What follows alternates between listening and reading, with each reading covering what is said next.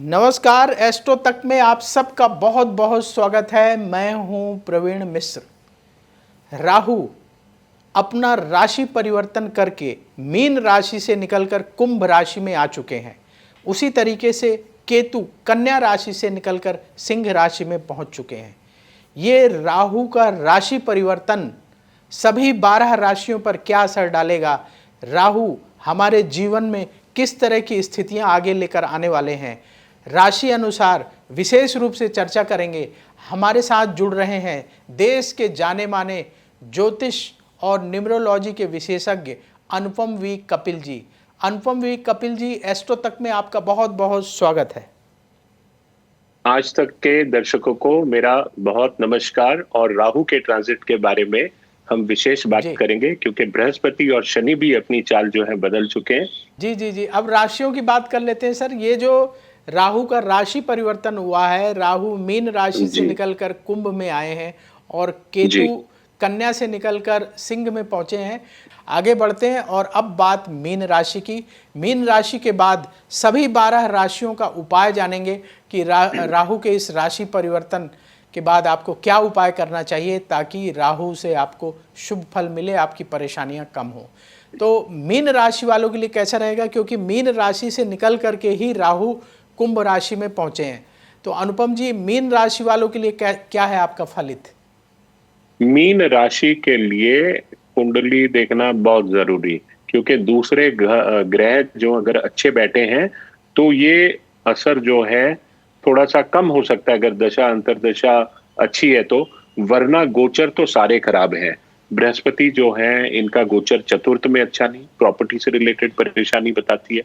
शनि का जो है इनका जो अभी तो राशि के ऊपर ही 7.5 का पीक फेज जो है ये चल रहा है। हालांकि मूर्ति निर्णय के अंदर जो है वो थोड़ा सा फल ठीक आ रहा है।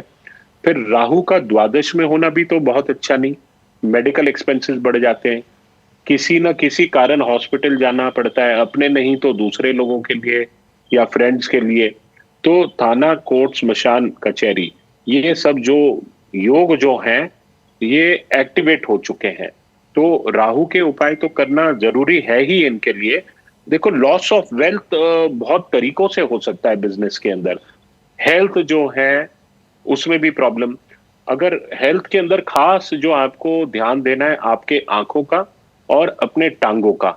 टांगों में भी चोट लगने के योग हैं और कनेक्शंस जो हैं, लेकिन द्वादश स्थान जो है फॉरेन कनेक्शंस को दर्शाता है। तो फॉरेनर्स के साथ तो गेन हो सकते हैं, फॉरेन ट्रिप लग सकते हैं, वहां पे तो वहां पे तो ये अच्छे फल देगा आपको। नींद ना आना, डरावने सपने आना, ठीक है, ये खराब। अच्छा, पता कैसे चले? अगर ये खराब रिजल्ट देना शुरू करेगा, या तो आपका पेन जो है टूट जाएगा, चोरी हो जाएगा। आप कहीं मंदिर में पूजा करने गए, आपके जूते चोरी हो जाएंगे, ठीक है, या नए जूते खरीद के ले आए तो आपका देखते हो सडनली के बहुत लोग अगेंस्ट हो गए आपके। या ऐसे समय में एक चीज याद रखना है, किसी से किसी भी प्रकार का गिफ्ट वो एक्सेप्ट नहीं करना है, और जूते तो बिल्कुल ही नहीं एक्सेप्ट करने हैं। दूसरी बात, जब भी राहु सूर्य इकट्ठे होंगे, वो तो अगले साल ही होंगे, फरवरी मार्च में, तो वो समय पे आपके मान सम्मान में कमी आएगी। कोई आपका नाम बदनाम करने की उस समय पे कोशिश करेगा। आप ज्यादा कुछ एक्सपेक्ट मत करना, आपको हार्ड वर्क जो है करना बहुत जरूरी है, क्योंकि भाग्य आपके फेवर में बिल्कुल नहीं है मीन राशि के लिए। क्योंकि मीन राशि एक बहुत सेंटिमेंटल और इमोशनल नरम दिल की राशि है।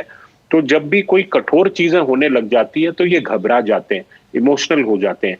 तो ऐसे समय पे मेरा जो सजेशन है, ये जैसे ये मून स्टोन है जी, चंद्रकांता जिसे कहते हैं, आप मोती वोती मत पहनना, क्योंकि मोती में परेशानी क्या होती है, आपको तो देखो चंद्र को तो मजबूत करना है ना।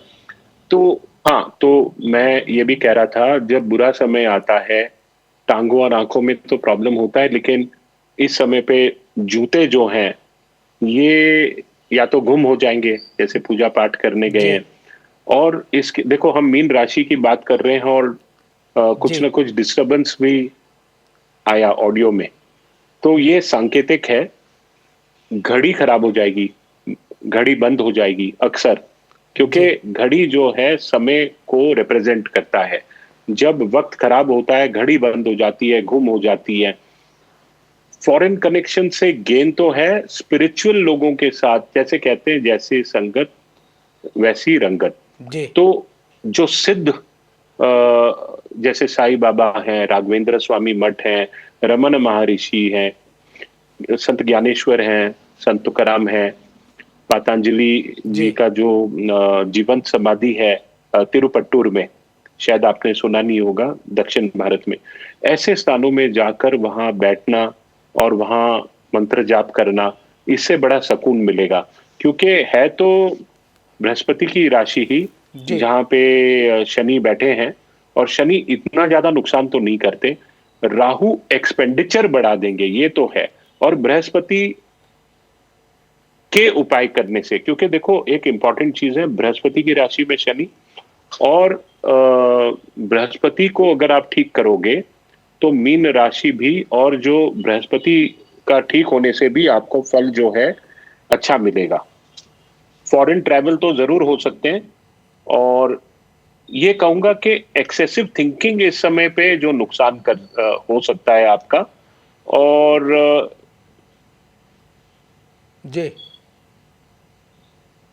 आपकी जो पर्सनल लाइफ है, जो शादीशुदा जो है, आपकी जो पर्सनल लाइफ है उसमें डिस्टर्बेंसेस, क्योंकि शनि का छठा होना सप्तम स्थान से, और राहु का एकादश स्थान से सप्तम स्थान पर अपनी पंचम दृष्टि से देखना।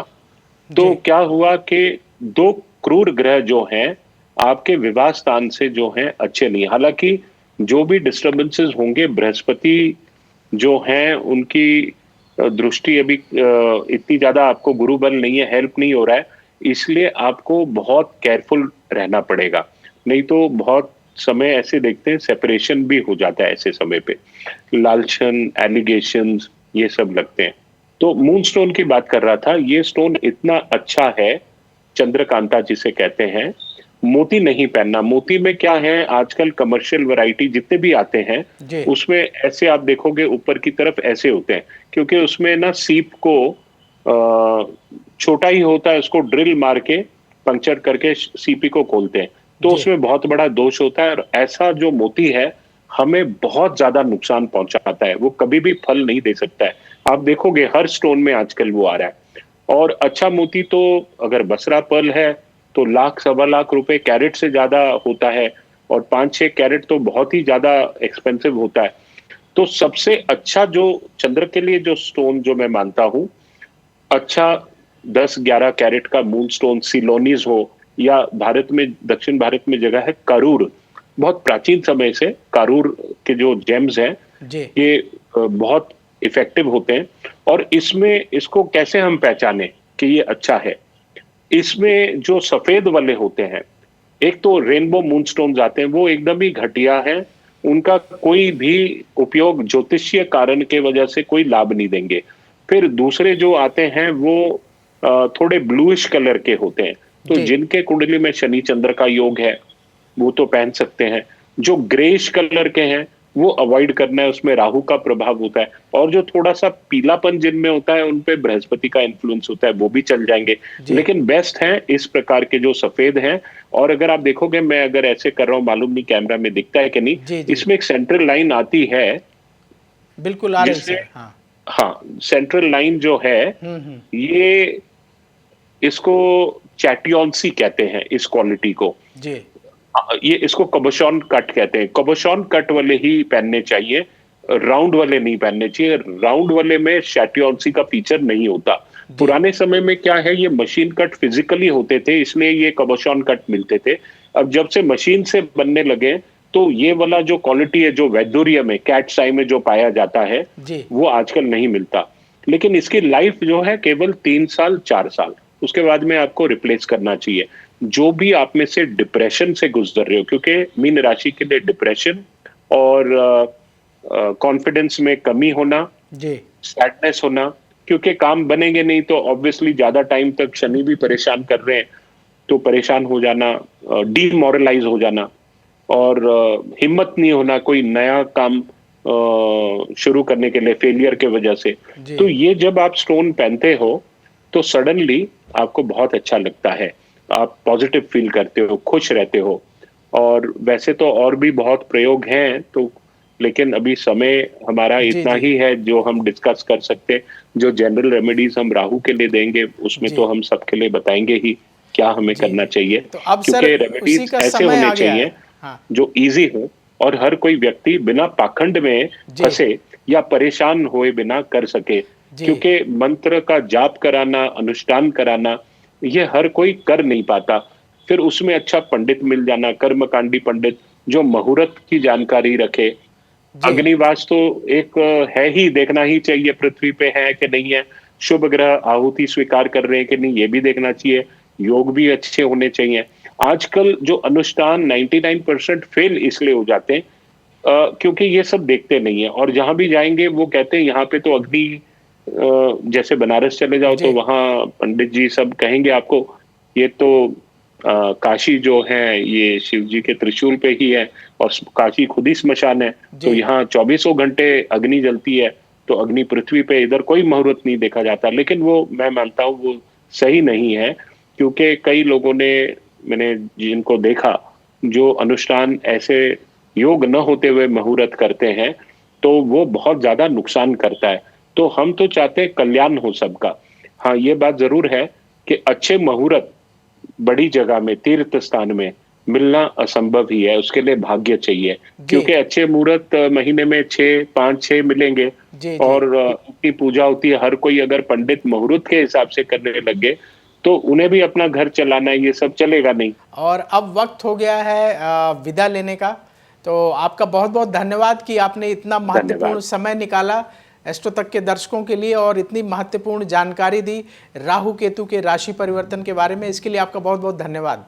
बहुत बहुत धन्यवाद जी, आपका भी। तो अब वक्त हो गया है आपसे विदा लेने का। आप देखते रहिए एस्ट्रो तक, फिर आपसे मुलाकात होगी और किसी नए विषय पर बात होगी। तो मुझे दीजिए अनुमति। नमस्कार।